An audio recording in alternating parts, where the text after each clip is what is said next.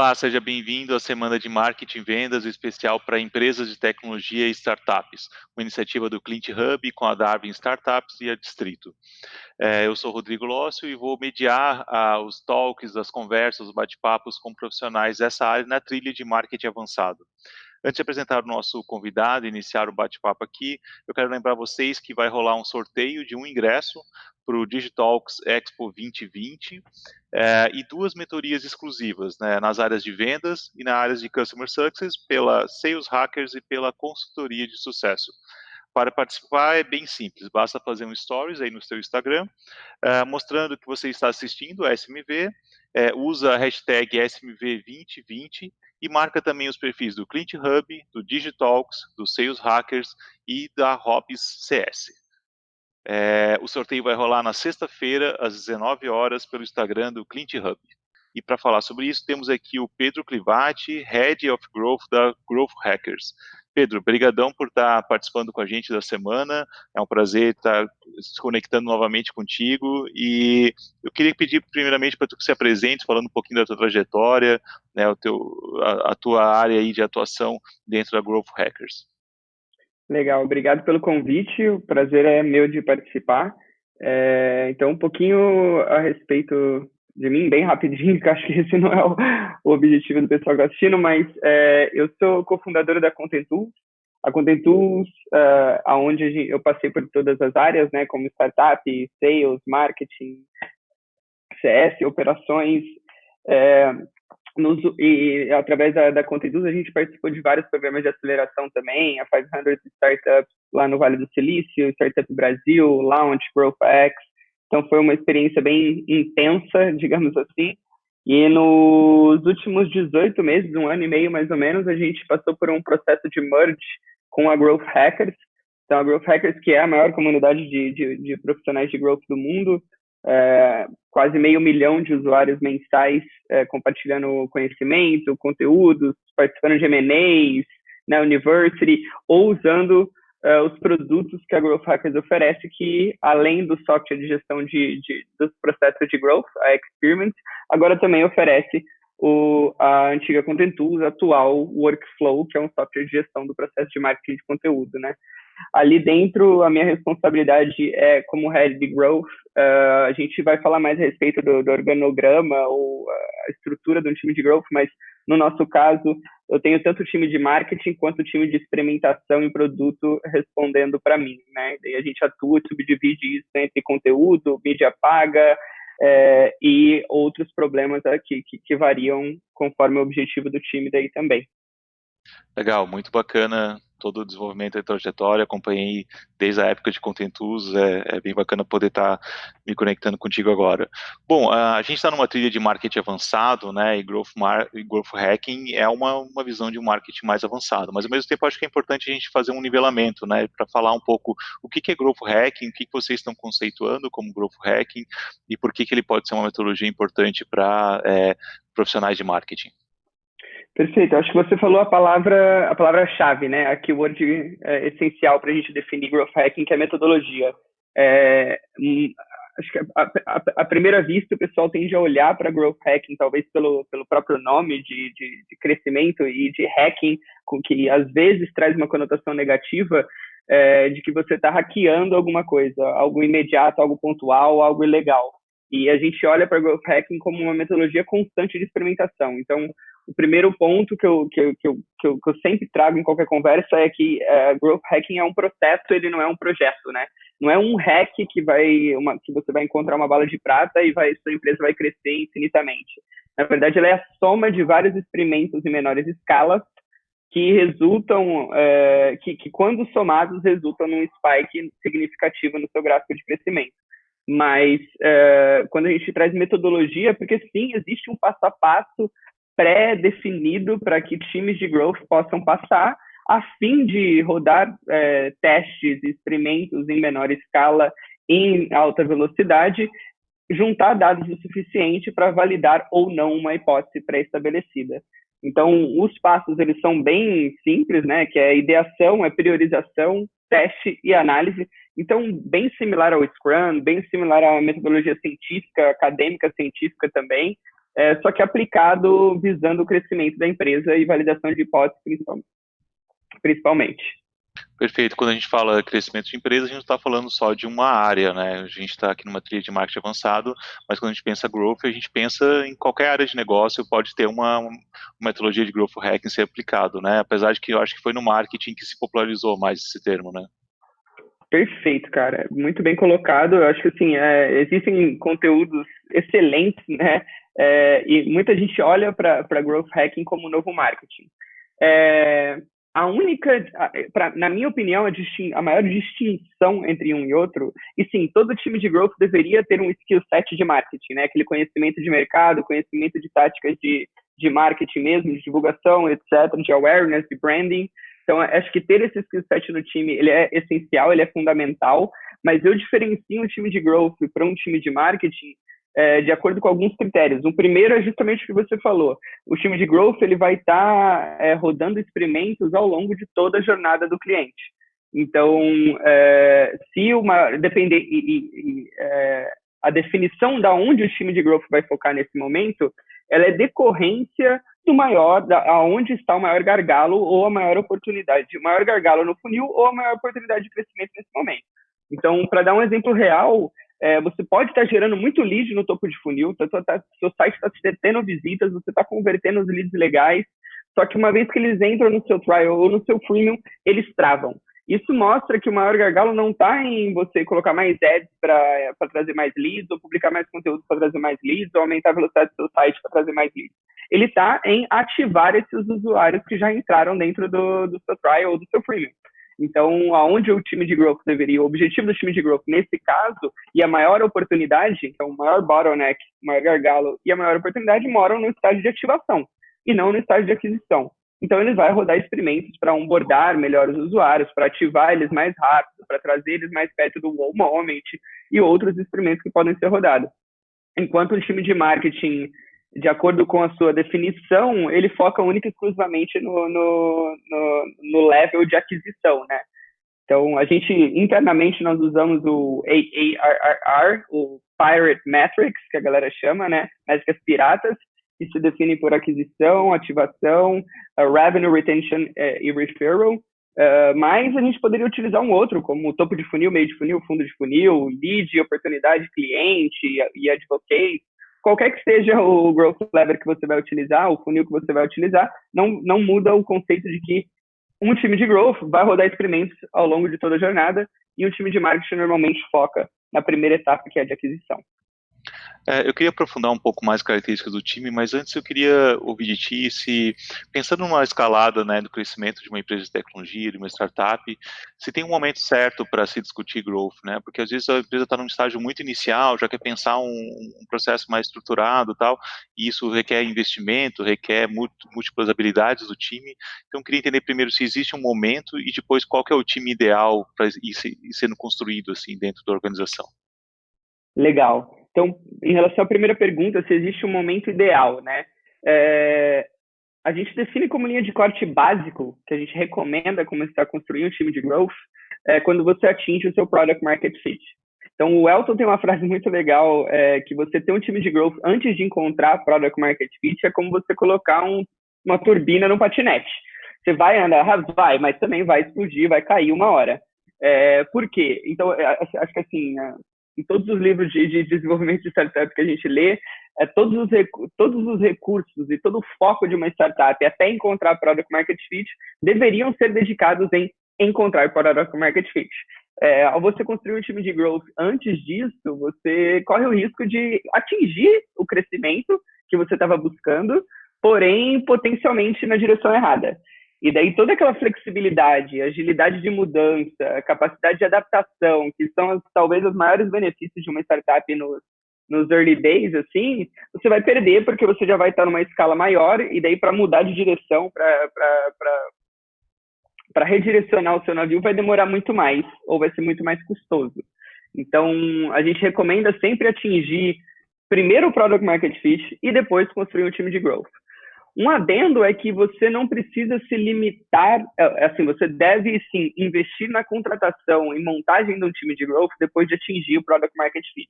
O que não significa que você não possa adotar práticas de growth antes de encontrar product market fit. Então, esse mindset de sempre validar através de testes, de rodar hipóteses e tomar decisões baseadas em dados, isso é algo que você pode fazer desde o dia zero da empresa. Montar um time, você monta uma vez que atingiu o product market fit. Começar com o mindset, criar uma cultura de experimentação, rodar testes e tomar decisão baseada em dados, é algo que quanto antes você fizer, melhor. Quem tem um case muito legal é o Sean Ellis, que foi o fundador da Growth Hackers e hoje é nosso chairman, board member, evangelist.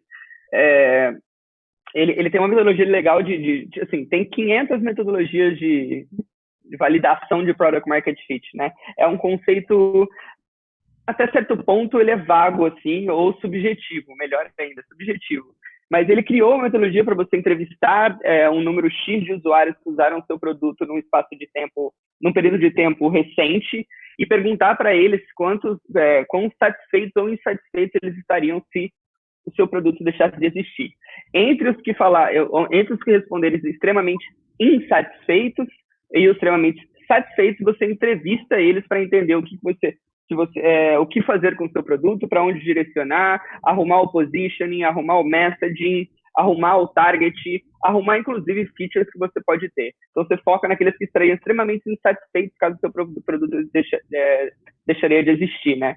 Quem tem um case super legal disso, depois eu posso compartilhar o conteúdo, não sei se dá para deixar disponível no resumo da nossa conversa, mas é o Superhuman, aquele app de e-mail que está super em voga no Vale e agora em outros lugares. Ele escreveu um conteúdo baseado exatamente nessa metodologia de growth para encontrar o product market fit. Uma vez que ele encontrou, agora eles têm um time próprio de growth para rodar experimento. E quais habilidades que esse time, né, e como que ele é constituído um time de growth ideal para quem está no estágio inicial e depois o quanto que ele vai sofisticando ao longo do tempo?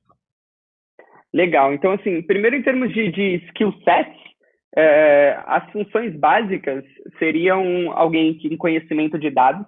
Afinal de contas, as validações vão ser baseadas em dados coletados.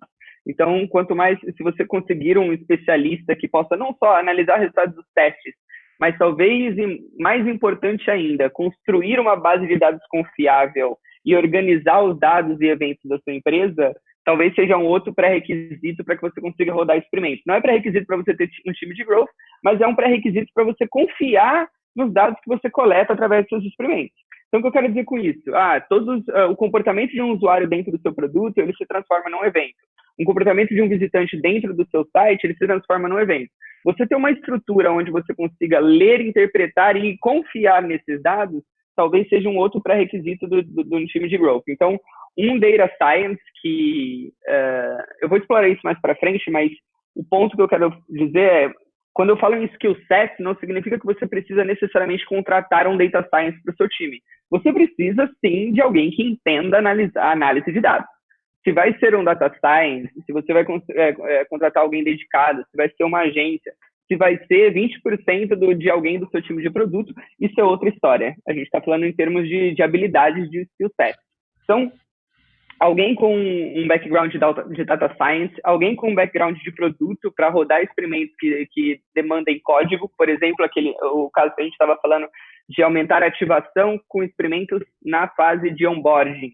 Isso necessariamente vai requerir alguém com conhecimento de código, de programação.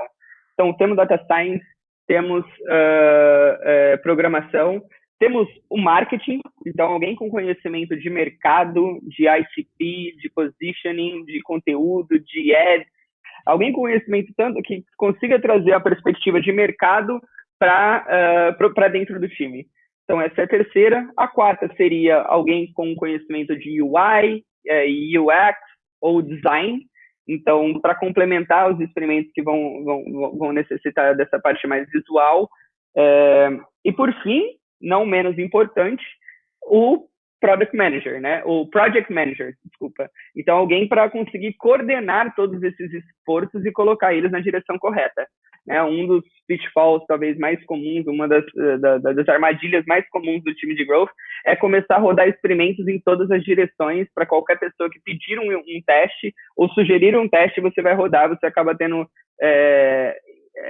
pequenos improvements ou pequenas melhorias em todas as direções, mas nenhuma melhoria significativa em nenhuma direção, né? Então, a figura do gestor de projetos é quem garante que os recursos estejam sendo direcionados para onde eles vão ser melhor aproveitados, né? Que você coordena, é o maestro de toda essa galera aí. Legal. Acompanhando esse estágio de maturidade de empresas muito diferentes, às vezes empresas mais tradicionais de tecnologia, que tem uma estrutura enfim, mais tradicional, vamos dizer assim, com relação ao marketing, com experimentos de crescimento, às vezes o crescimento não é tão forte, por exemplo, como uma startup, né, que depois que encontrou o produto market fit, precisa entrar num processo de aceleração maior para rodadas de investimento e tal. Como implantar uma cultura, um mindset de growth em empresas mais tradicionais que têm, às vezes, desafios maiores para poder fazer isso? Legal. A gente tem um case, acho que assim, as empresas de tecnologia, startups, elas já nascem com um mindset um pouco mais, não vou dizer favorável, mas um pouco mais adaptados à realidade do growth, né? Então, principalmente hoje que assim, você ter uma tecnologia boa e ter um produto bom ainda não são receitas de sucesso, não é uma garantia nenhuma de sucesso, né? Ao contrário, se você acompanha aquele landscape do Martech, o número de tecnologias disponíveis, a gente vê que nos últimos 7 ou 8 anos saiu de 100, 120 empresas para mais de 10 mil somente no mercado de marketing, de tecnologia para marketing, né? Então, se a gente for aumentar esse scope e olhar para todas, a competição ela é muito maior. Então, você fazer o beabá já não é mais garantido de sucesso nenhuma, né? A gente tem um case, a gente trabalha então desde com empresas pequenas, startups, no início da jornada empreendedora, até umas empresas maiores, tradicionais, multinacionais, com milhares de funcionários, né? Para as startups, então, eu acho que a minha sugestão é, primeiro, assim, tanto para startup quanto para enterprise, você não consegue ter um time de growth altamente eficiente e trazendo resultados para a mesa sem o suporte do que a gente chama de higher ups, do C-level, do seu CEO, né? Por que você não consegue isso? Porque, primeiro, o time de growth, ele tem os mais eficientes, eles chegam a uma média de 70% dos experimentos falhando, ou seja, não funcionando. Isso não é o fim do mundo. Por quê? Porque os 30% que funcionam normalmente pagam a conta e trazem mais benefícios ainda. Então, ele é um time que, como ele vai estar rodando experimentos que nunca foram feitos na empresa, nunca foram validados, eles estão fora da caixinha, são coisas que realmente ninguém pode dizer se vai dar certo ou não. Ele pode ou não ter um índice de confiabilidade maior, mas não é garantia de sucesso. Então, por isso, times de growth normalmente têm um failure rate de até 70%. Sem apoio do C-Level, da diretoria, do presidente, do CEO da empresa, um time que erra 70% das vezes, ele provavelmente vai ser punido. Então, é importante que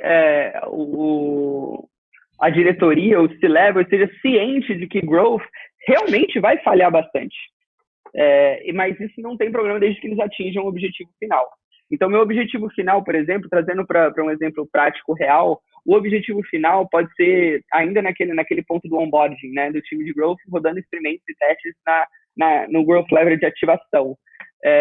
Ele pode ter 70% de erros, ele pode tentar mudar, fazer mais perguntas, diminuir o número de perguntas, inserir um guia, um guide, um how-to durante o processo, colocar uma automação de e-mail, isso tudo são testes separados.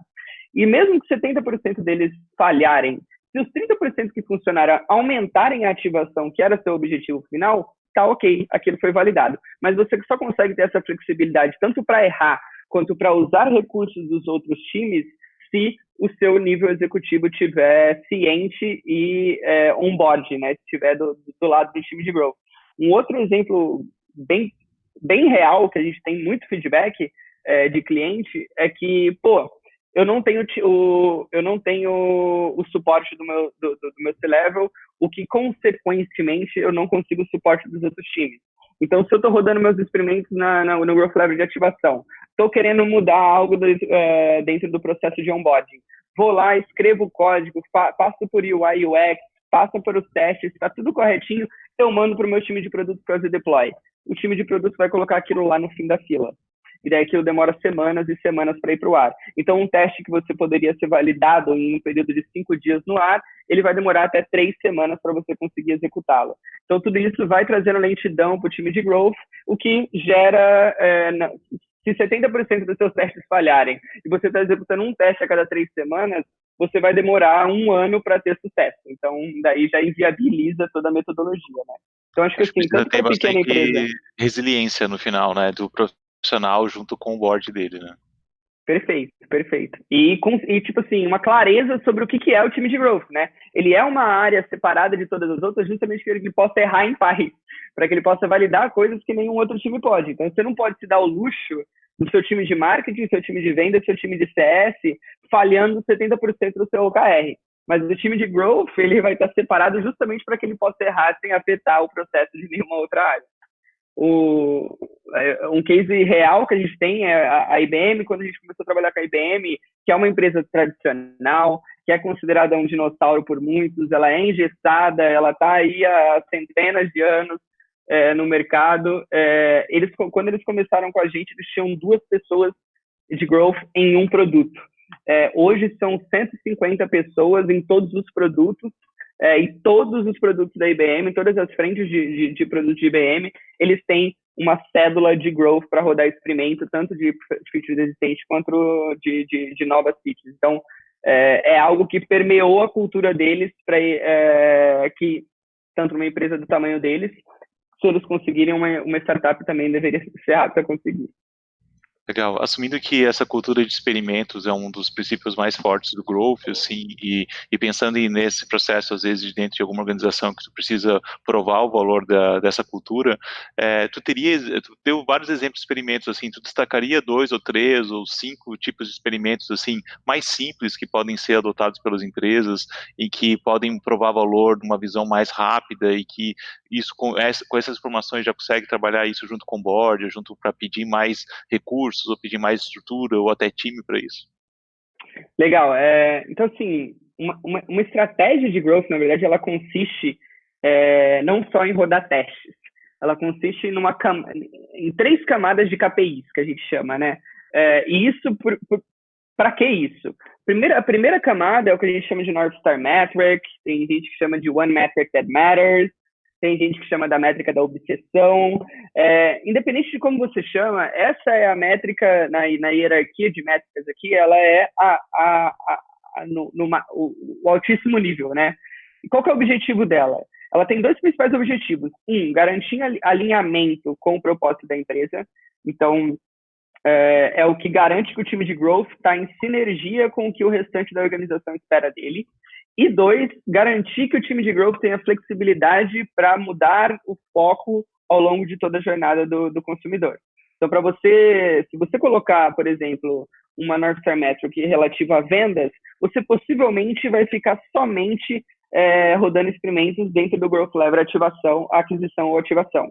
Então, se você coloca o objetivo dela, então, se você coloca algo atrelado ao valor entregue para o cliente e a expectativa de crescimento da empresa, você consegue ter a flexibilidade de rodar experimentos ao longo da jornada, ao mesmo tempo que você se certifica de que você está conectado e andando na mesma direção que a empresa espera. Então, um exemplo prático do que seria uma North Star Metric, no caso do Uber, por exemplo. O Uber tem como North Star Metric rides completed, ou seja, corridas completas. Por quê? Se você está completando uma corrida no Uber, o seu motorista está tirando valor, você, o passageiro, está tirando valor, e o Uber está tirando valor também, está ganhando dinheiro. Então, todos os colaboradores envolvidos dentro do aplicativo estão se beneficiando uma vez que é uma corrida completa, né? Então, isso significa que o time de growth poder rodar experimentos em adquirir novos passageiros, adquirir novos motoristas, fazer com que você tenha mais corridas, tudo isso ao longo da jornada inteira do consumidor, ele ainda estaria aumentando a North Star Metric. né? Então, esse é o primeiro nível. O segundo nível é o foco do time de growth no momento, que é o que eu falei lá no começo, que seria onde está o maior gargalo ou onde está a maior oportunidade, melhor ainda se os dois forem o mesmo, né? Então, você analisa o seu funil, analisa a métrica de conversão, seja ele ARR, ou seja ele o topo, meio e fundo de funil mesmo. Analisou a métrica de conversão de cada um desses, você vai ver onde existe a maior oportunidade ali naquele momento. Esse é o foco do time de growth durante os 3 ou os próximos 6 meses. Você pode, inclusive, ter mais de um foco naquele momento. E, por final, você tem as ideias. Então, North Star Metric, objetivo e ideias. Ideias são os testes que você vai fazer nesse momento. Então, aí sim é rodar os experimentos. A minha sugestão, então, para quem está começando e querendo ganhar suporte do time do CEO, meu CEO ainda está meio... não está acreditando 100% nisso ainda está meio... Como que a gente ganha confiança, ganha espaço, ganha recurso e ganha suporte? A nossa sugestão é, escolha um objetivo que é doable, que você acha que você está extremamente confiante de que você pode entregar aquele resultado. Não vai pegar e mudar todo o modelo de negócio da empresa de inside sales para field sales, ou de trial para freemium, cara, ou mudar inteiramente o pricing da empresa. Esses são objetivos que podem sim funcionar, mas exigem muita colaboração de outras áreas, exigem experimentos de risco muito alto, exigem experimentos que demandam muito do time de growth e dos outros times. Então, escolhe um experimento que você tem, que você não tem tanta interdependência com outras áreas. Então, vou criar um programa de referral, por exemplo. Isso você possivelmente consegue fazer por conta própria, sem necessariamente precisar de todas as outras áreas. Se você está confiante de que isso possa dar certo, esse é um ótimo experimento para rodar. Esse é um ótimo objetivo para se ter.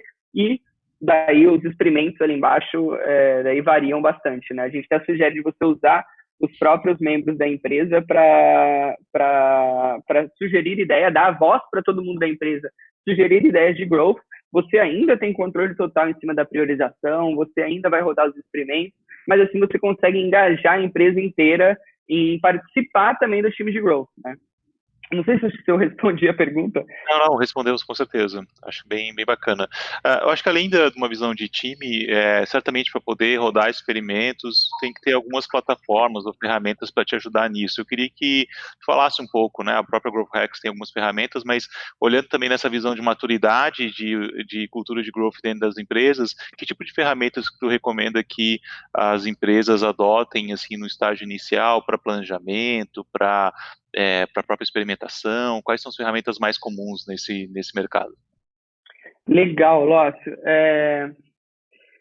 Eu acho que eu mencionei isso no começo da nossa conversa, mas reforçando, eu acho que se a gente vai rodar experimentos e tomar decisões baseadas em dados, eu parto do pressuposto que os dados tenham que ser...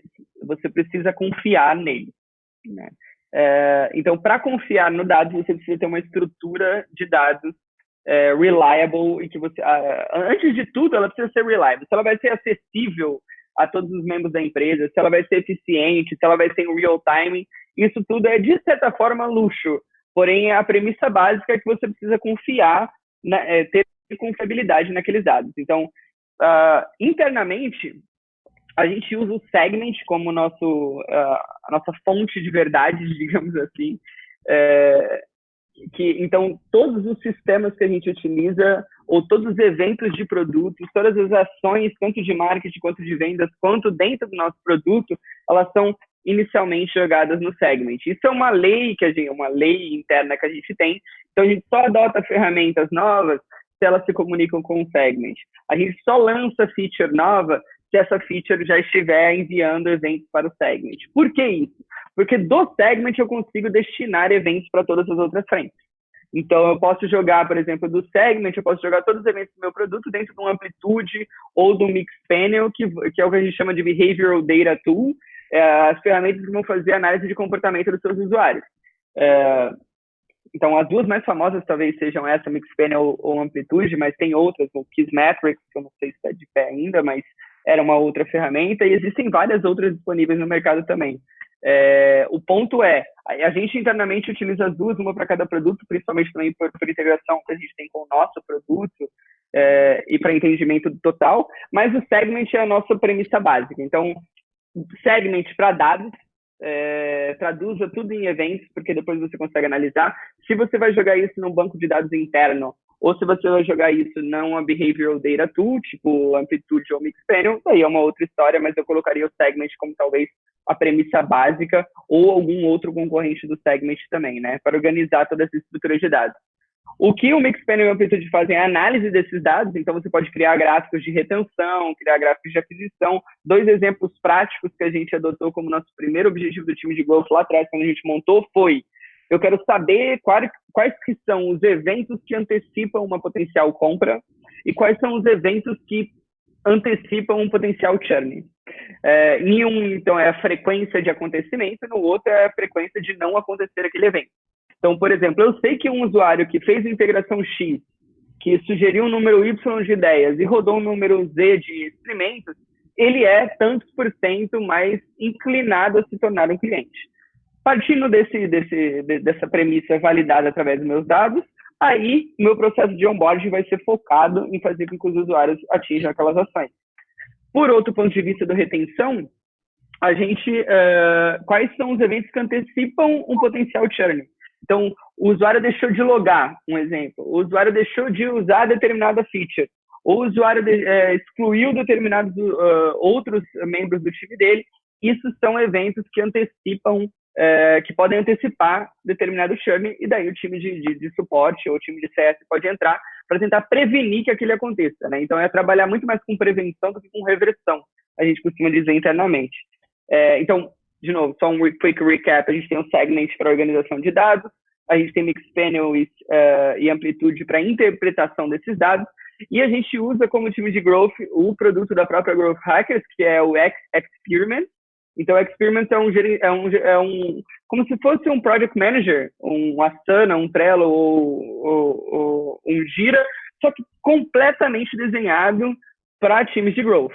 Então, ele tem a estrutura de 3 camadas de KPI, ele segue exatamente o framework de ideação, priorização, teste e análise, ele tem um knowledge base com todos os experimentos que você já rodou, performance de time, integração com todas essas outras ferramentas que a gente falou. E, por fim, assim, eu acho que essa é a estrutura básica do time de growth, tá? Na minha opinião. Daí, as ferramentas que você vai usar para efetivamente rodar os experimentos, isso varia infinitamente de time para time, né? Porque como a gente vai estar mudando em todos os growth levels, o que o seu time de marketing usa é diferente do time de produto, que é diferente do time de sales, que é diferente do time de CS. Então, não tem uma ferramenta única que você vai usar para rodar todos esses experimentos. Na verdade, o time de growth vai estar constantemente usando produtos diferentes para rodar experimentos. Legal. Pedro, a gente está chegando no final do nosso talk aqui. Eu queria que tem algum ponto extra assim, que tu gostaria de falar sobre essa visão de growth e o que tu recomendaria para as empresas, os profissionais que querem se aprofundar mais nessa área, que tipo de materiais que eles podem mais consumir, quais são as referências, para a gente finalizar o papo. Legal. Cara, assim, é um jabá, mas eu honestamente não teria outro para falar. Eu sugiro fazer parte da comunidade da Growth Hackers, ela é 100% gratuita. Lá você pode tanto usar como um canal de distribuição para os seus próprios conteúdos, então você pode publicar os conteúdos e atingir uma comunidade de 500 mil de usuários, como você pode consumir os conteúdos disponibilizados lá por outros times também. A gente tem M&As quinzenalmente, onde a gente traz os líderes de mercado em diversas áreas diferentes para responder perguntas. Então, você pode ter contato direto, às vezes, com o cara que você aprendeu tudo a respeito de marketing, de growth, ele pode estar lá respondendo perguntas. E a gente tem a University também, com cursos online. E, por fim, a gente vai ter a conferência, ela foi agora reagendada mais para o segundo semestre de 2020, mas aí também é um evento presencial para quem quiser participar. Eu vou criar um código de desconto para todos os participantes da semana de marketing e vendas aí, e depois eu peço para o pessoal compartilhar com vocês também. Se não, conecta-se comigo no Twitter, no LinkedIn, e a gente vai batendo um papo e vendo como a gente pode ajudar também. Me coloco à disposição. Perfeito, Pedro. Eu queria agradecer novamente a tua participação aqui na Semana de Marketing e Vendas, especial aí para empresas de tecnologia. Obrigadão novamente, sucesso na Growth Hackers. Valeu, Lócio. Aquele abraço, pessoal. Valeu, pessoal. Até a próxima. Acompanhe aí a Semana de Marketing e Vendas.